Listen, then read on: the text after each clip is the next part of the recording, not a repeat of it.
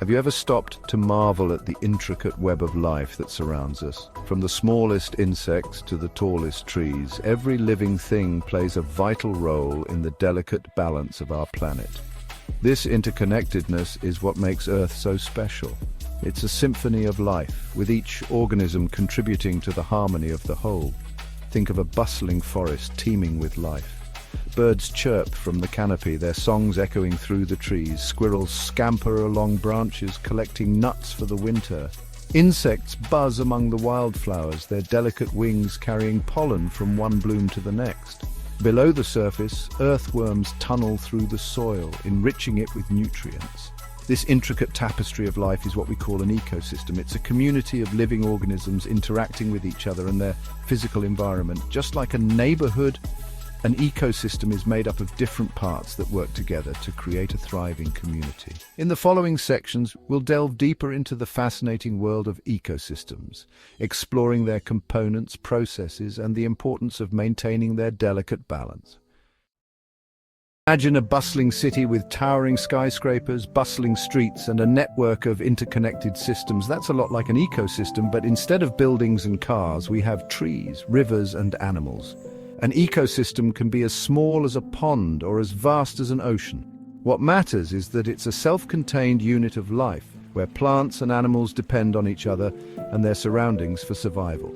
Picture a coral reef, a vibrant underwater city teeming with colorful fish, graceful sea turtles, and intricate coral formations.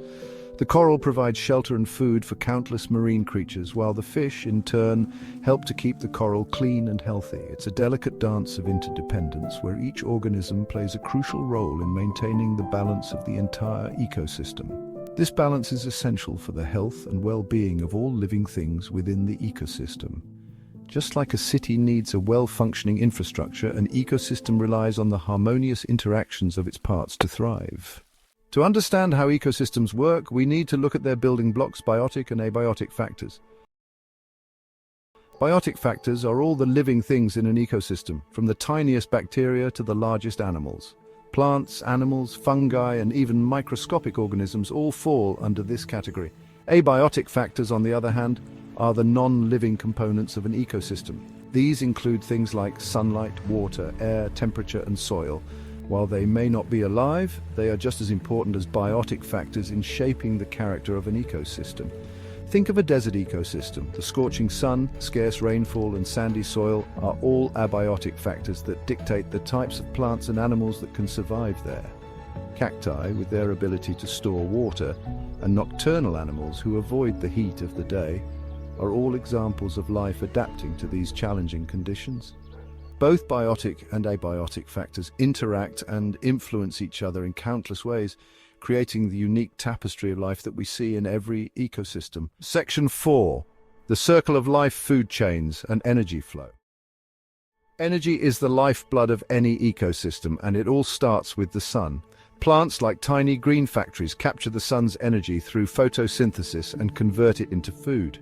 This energy then flows through the ecosystem as organisms eat and are eaten. This flow of energy is represented by food chains. A simple food chain might look like this: grass to grasshopper, to frog, to snake, to hawk. Each organism in the chain represents a different trophic level or feeding level. Plants are producers. Herbivores like the grasshopper are primary consumers. Carnivores like the frog and snake are secondary and tertiary consumers. And the hawk, at the top of the food chain, is an apex predator. But it's not just a straight line. In reality, ecosystems are made up of complex food webs with multiple interconnected food chains. Decomposers like bacteria and fungi play a crucial role in these webs. They break down dead organisms, returning nutrients to the soil and completing the circle of life. Section 5. Water's journey. The water cycle. Water is essential for all life, and it's constantly on the move, cycling through ecosystems in a process called the water cycle. It starts with evaporation, where heat from the sun turns liquid water from oceans, lakes, and rivers into vapor that rises into the atmosphere. As the water vapor cools, it condenses into tiny droplets, forming clouds. When these droplets become heavy enough, they fall back to Earth as precipitation, which can be in the form of rain, snow, sleet, or hail. Once on the ground, water can infiltrate the soil, becoming groundwater, or flow over the surface as runoff. eventually returning to rivers, lakes, and oceans to begin the cycle anew. The water cycle ensures a constant supply of fresh water to sustain life on Earth. Section 6. Protecting our planet, our role in maintaining balance. Ecosystems are incredibly resilient, but they are also vulnerable to human impacts. Pollution, deforestation, and climate change are just some of the threats that can disrupt the delicate balance of these vital systems. But we're not just bystanders. Just as our actions can harm the environment, they can also help to protect it.